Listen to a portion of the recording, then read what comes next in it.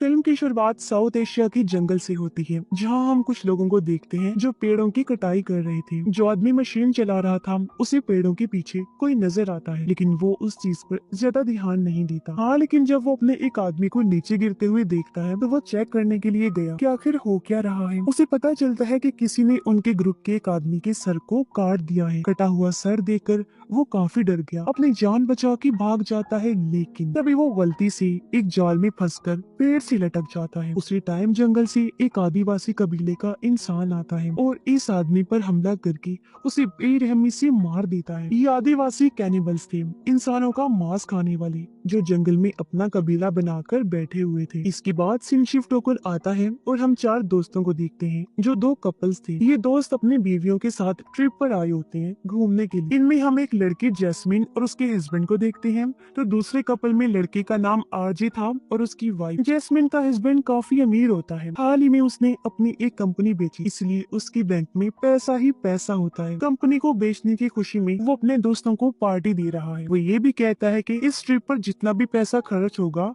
वो सब मेरी तरफ से होगा। अब अगले दिन सभी लोग पूरी तैयारी के साथ जंगल में घूमने के लिए जाने वाले होते हैं। इन सब को लेने के लिए यहाँ पर एक गाइड आता है, जो इन्हें जंगल के अंदर ले जाकर हर जगह घुमाएगा। इन लोगों ने जंगल के अंदर कश्ती के जरिए जाना था, इसलिए गाइड सबसे पहले इन सबको कश्ती चलाना सिखाता है। कुछ देर बाद गाइड इनसे कहता है कि अगर तुम सब लोग इस सफर को यादगार बनाना चाहते हो तो मुझे तुम सबसे 2 दिन का वक्त चाहिए। मैं तुम्हें जंगल के अंदर पूरे 2 दिन तक घुमाता रहूंगा और सब कुछ दिखाऊंगा। जिस बात पर सब दोस्त कहते हैं कि ठीक है, हमें कोई मसला नहीं है, वैसे भी हम यहाँ घूमने के लिए ही तो आए हैं। इसके बाद गाइड इन सब से फोन ले लेता है, क्योंकि वो चाहता है कि सब लोग सफर का मजा ले, जंगल की सैर करें, ना कि यहाँ फोन चलाकर इंजॉयमेंट को मिस करें। अब सब लोग अपना फोन जमा करवा देते हैं, लेकिन आरजे अपना फोन नहीं देता। उसका फोन अभी भी उसके पास ही था और अब ये लोग कश्ती में बैठते हैं और जंगल की तरफ आगे जाने लगते हैं। गाइड इनको बताता है कि जंगल में कुछ ऐसी चीजें भी हैं जिनसे हम दूर ही रहें तो हमारे लिए बेहतर होगा। तुम लोगों ने शायद सुना होगा कि जंगल में पहले कैनिबल आदिवासी रहा करते, लेकिन सच तो ये है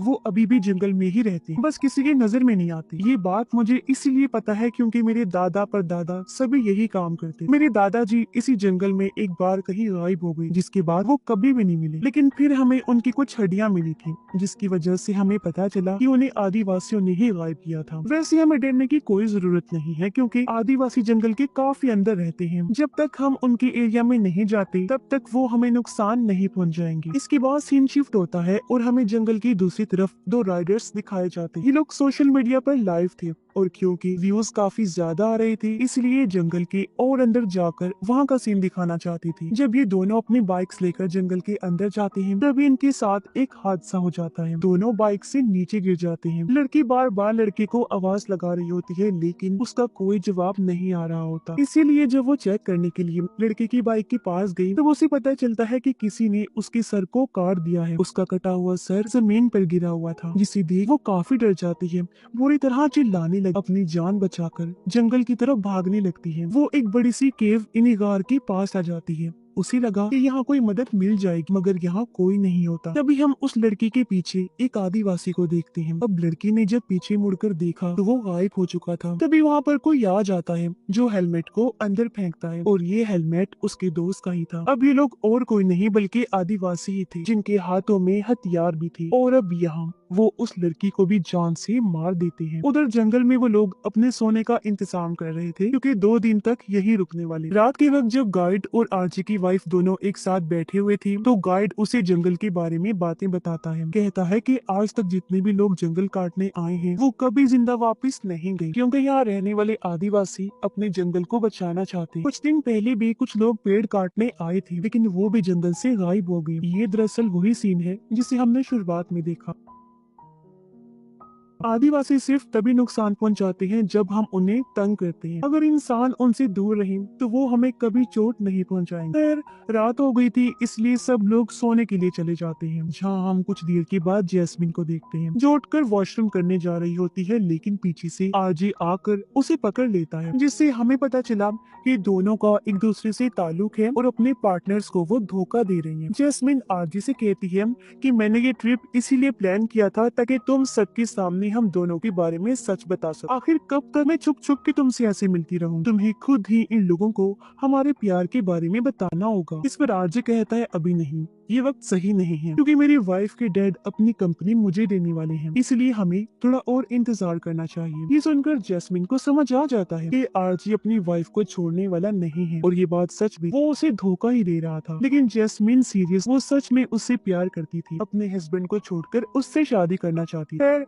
जैस्मिन आरजी से नाराज होकर वहाँ से चली जाती है, और वो भी सुबह जब उनकी आँख खुलती है तो उन्हें पता चलता है कि जैस्मिन का हस्बैंड कश्ती लेकर यहाँ से जा चुका है। गाइड उन्हें बताता है कि तुम्हारा दोस्त कश्ती भी ले गया है और बैग भी ले गया है जिसमें तुम सबके फोन रखे हुए थे। मुसीबत की बात तो ये है कि अगर वो गलत रास्ते पर चला गया तो काफी बुरा हो सकता है, हमें फौरन उसे ढूंढना होगा। इसलिए सब लोग फौरन ही कश्ती में बैठकर जैस्मिन के हस्बैंड को ढूंढने के लिए निकल पड़ते हैं। थोड़ा आगे जाने के बाद इन्हें दो रास्ते दिखते हैं। एक रास्ता सीधा जा रहा था, लेकिन दूसरा थोड़ा सा ढलान वाला होता है। जैस्मिन कहती है कि मेरा हस्बैंड जरूर सीधे रास्ते पर गया होगा, क्योंकि उसे बोट चलानी आती नहीं, तो वो इस रास्ते पर कभी भी नहीं जाएगा। गाइड कहता है कि हम सीधे वाले रास्ते पर नहीं जा सकते, वो काफी खतरनाक, अगर तुम लोग जाना चाहती हो तो जाओ, लेकिन मैं नहीं जाऊंगा। तब आरजे की वाइफ कहती है कि तुम हमें ऐसे नहीं छोड़ सकते मुसीबत में, तुम्हें भी हमारे साथ चलकर हमारे दोस्त को ढूंढना होगा। अब उसका बिल्कुल दिल नहीं था साथ जाने पर, लेकिन सबके जिद करने पर वो मान जाता है, जिसके बाद वो लोग सीधे वाले रास्ते पर ही चल पड़ते हैं। थोड़ा सा आगे जाने के बाद उन्हें एक कश्ती नजर आई। अभी वही कश्ती होती है जो जैस्मिन का हस्बैंड लेकर गया था, जिससे इन्हें इतना तो अंदाजा हो गया था कि वो यहीं आस पास ही है। गाइड कहता है कि मैं इससे आगे नहीं जाने वाला, अगर तुम सब अपने दोस्त को ढूंढना चाहते हो तो जाओ, मैं यहीं रुककर तुम्हारा इंतजार कर लूंगा। अब गाइड कश्ती के पास रुककर इनका इंतजार करता है, और ये लोग जैस्मिन के हस्बैंड को ढूंढने के लिए जंगल के अंदर जाने लगते हैं। गाइड अकेला बैठकर उनका इंतजार कर रहा था कि अचानक झाड़ियों में से उसे बार बार आवाजें सुनाई देने लगती हैं। वो देखना चाहता था कि आखिर ये चीज क्या है, इसलिए वो आवाज का पीछा करते हुए आगे बढ़ता है। वो एक ऐसी जगह पर पहुंच जाता है जहां बहुत सारे लोगों का सामान रखा हुआ था। उसे यहाँ अपने दादाजी की कैप नजर आती। आज कई सालों के बाद वो अपने दादाजी की कैप देखकर काफी उदास हो जाता है, क्योंकि वो उनसे बहुत प्यार करता। गाइड को ये नहीं पता होता कि बिल्कुल उसके पीछे एक आदिवासी पेड़ के साथ चिपक के बैठा हुआ है। जैसे ही गाइड उसे देखता है, अपनी जान बचाकर भागने लगता है। वो फौरन ही कश्ती में बैठकर यहाँ से निकलने लगा, लेकिन बेचारा ज्यादा दूर तक भाग नहीं पाता। एक आदिवासी पानी में से निकलता है और अपने बड़े से चाकू से उसके गले को काट देता है। उधर वो लोग जंगल में आगे बढ़ते रहे, उसी बड़ी सी केव के पास आ जाते हैं। तभी अचानक से वहाँ जैस्मिन का हस्बैंड भी आ गया, जिसे देख ये लोग डर जाते हैं, लेकिन खुश भी थे कि शुक्र है वो वापिस आ गया है और ठीक है। असल में रात के वक्त जैस्मिन और आरजे के दरमियान जो हुआ था, उसी को लेकर वो नाराज था और अकेला ही कश्ती लेकर घूमने निकल गया। लेकिन वो इन सबसे झूठ बोलता है कि उसका बस घूमने को दिल कर रहा था, इसीलिए वो अकेला आ गया। फिर ये लोग वापस उसी जगह पर जाते हैं जहाँ गाइड इनका इंतजार कर रहा है, लेकिन उसे वहाँ ना पाकर इन्हें लगता है कि गाइड उन्हें छोड़ के चला गया है, मगर उसका चाकू वहीं गिरा हुआ था जो आरजे को मिल जाता है। जिसके बाद ये लोग भी कश्ती में बैठकर आगे बढ़ जाती हैं। थोड़ी ही दूर जाने के बाद इन्हें गाइड की कश्ती नजर आई, जिस पर बहुत सारा खून लगा होता है। इन्हें एक बर्तन भी नजर आता है जिसमें पानी गर्म हो रहा था। इन लोगों को वो बैग भी मिल जाता है जिसमें इन सब के फोन्स थे, लेकिन जब भी लोग बर्तन के करीब जाके देखते हैं तो इन्हें उसके अंदर गाइड का कटा हुआ सर मिलता है। इसे देखकर इन लोगों की डर की वजह से बुरी हालत हो जाती है। वो फौरन कश्ती में बैठकर वहाँ से भागने लगते हैं। लेकिन मुश्किल की बात तो ये थी कि रास्ते में एक पेड़ गिरा होता है, तो सबसे पहले ये लोग कश्ती को उस तरफ भेजने की कोशिश करते हैं, लेकिन तभी पानी के अंदर से एक आदिवासी निकलता है जो आरजे पर हमला कर देता है। इन दोनों की लड़ाई होने लगी और जैसे आरजे को मौका मिलता है वो आदिवासी पर चाकू से हमला कर देता है, जिससे आदिवासी काफी जख्मी हो गया।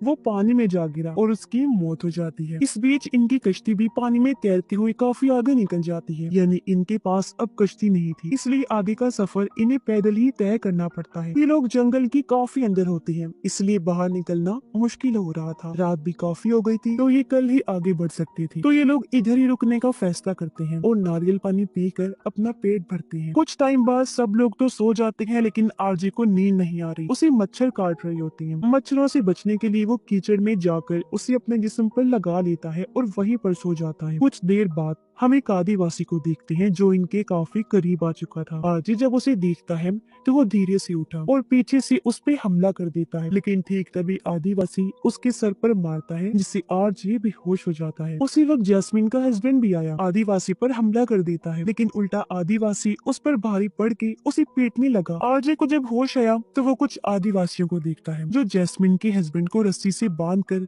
घसीट कर ले जा रहे होते हैं। फिर आदिवासियों के वहाँ से जाने के बाद आरजे उसके पास आकर कहता है कि मुझे माफ कर देना मेरी दोस्त, मैं तुम्हें बचा नहीं पाऊंगा और अगर मैंने तुम्हें छुड़ाया तो उनका ध्यान फिर से हम पर आ जाएगा। तुम फिक्र मत करो, मैं जैस्मिन और अपनी वाइफ को बचाकर ले जाऊंगा यहाँ से। जिसके बाद आदिवासी जैस्मिन के हस्बैंड को अपने अड्डे पर ले जाते हैं और उसके हाथ पैर काट देते हैं। ये सब वो इसलिए कर रही थी ताकि उनके खाने का बंदोबस्त हो सके। अगली सुबह आरजी अपनी वाइफ और जैस्मिन को उठाता है। वो उनसे झूठ भी कहता है कि जैस्मिन का हस्बैंड मदद के लिए जंगल से बाहर गया है, हमें आगे बढ़ना होगा, वो मदद लेकर आ रहा होगा। ये सुनकर दोनों लड़कियां खुश हो गयी और अब ये लोग आगे बढ़ने लगते हैं, लेकिन जंगल काफी घना था, इसीलिए इन्हें समझ नहीं आ रहा था कि किस तरफ जाएं। तभी आरजी की वाइफ एक आदिवासी को देख लेती है जिससे ये लोग दहशत में आ जाते हैं, अपनी जान बचाकर भागने लगी। अब आदिवासी इनके पीछे पड़ चुके थे और ये लोग भाग रही। जैस्मिन ध्यान नहीं देती और गलती से एक गड्ढे में गिर जाती है जहाँ उसके जिस्म में एक लकड़ी घुस जाती है जिससे वो दर्द में तड़पने लगी। अब उसकी मदद करने के लिए ये पेड़ों की शाखों की एक रस्सी बनाती है जिसकी मदद से आरजे की वाइफ नीचे गई। वो जैस्मिन के जिस्म से लकड़ी को बाहर निकालती है और उसे लेकर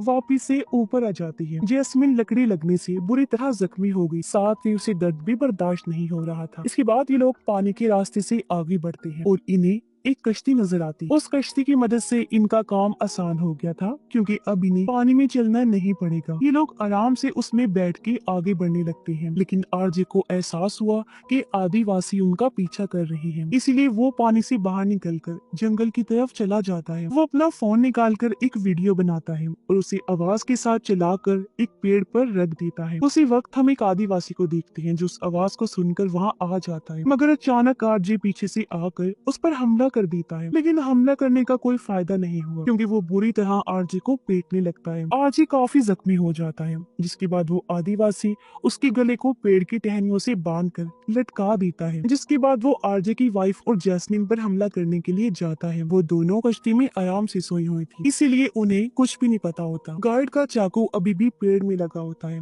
आरजे उस चाकू को लेकर पेड़ की टहनियों को काट देता है, फिर वो चाकू को फेंककर उस आदिवासी पर हमला कर देता है। पानी में गिरने के बाद एक बार फिर से दोनों के दरमियान लड़ाई शुरू हो जाती है, लेकिन इस बार आरजे को उस आदिवासी का हथियार मिल जाता है जिससे वो उस आदिवासी का सर उसके जिस्म से अलग कर देता है। उसे मार डालने के बाद वो आरजे की वाइफ और जैस्मिन को लेकर वहाँ से निकलने लगता है, लेकिन तभी उसे कई सारे आदिवासी नजर आते हैं जो इनकी तरफ ही आ रहे होते हैं। अब यहाँ जैस्मिन और अपनी वाइफ की जान बचाने के लिए आरजे खुद को कुर्बान करते हुए आदिवासियों के हवाले कर देता है और वो पूरी तरह उस पर हमला करके उसकी भी जान ले लेते हैं। हालांकि दोनों लड़कियां उसे मना भी कर रही थी, लेकिन अब उसके मरने के बाद वो बहुत ज्यादा दुखी हो जाती हैं, रोने लगती हैं। फिर कुछ वक्त के बाद जैस्मिन और आरजे की वाइफ किनारे पर आ गई और इस तरह उनको बचा लिया जाता है, लेकिन वो इस बात से दुखी थी कि हमने अपने हस्बैंड्स को खो दिया। और इसी के साथ ही इस फिल्म की कहानी यहीं पर खत्म हो जाती है।